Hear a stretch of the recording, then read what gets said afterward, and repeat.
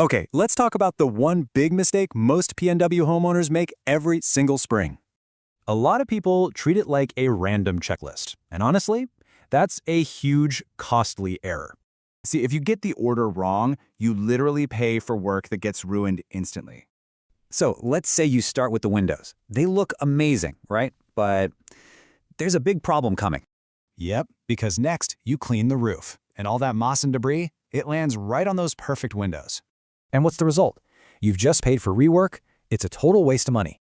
But look, the solution is super simple. Just remember this rule: always work from the top down.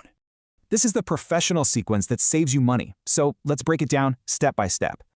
All right, first up, the gutters. And this isn't just for looks, it's about your home's drainage. Blocked gutters can cause thousands in water damage. You gotta clear them so water can flow. Next, you hit the roof. Spring is the absolute best time to treat that moss growth in the PNW.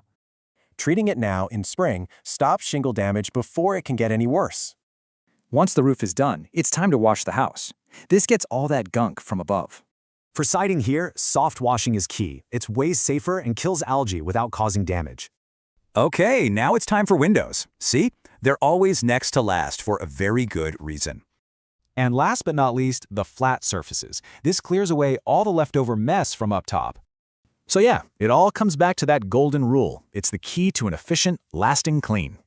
So let's lock it in. Gutters, roof, house, windows, and then the ground. Top down, always. So is your spring cleaning set up to protect your home or just to check a box?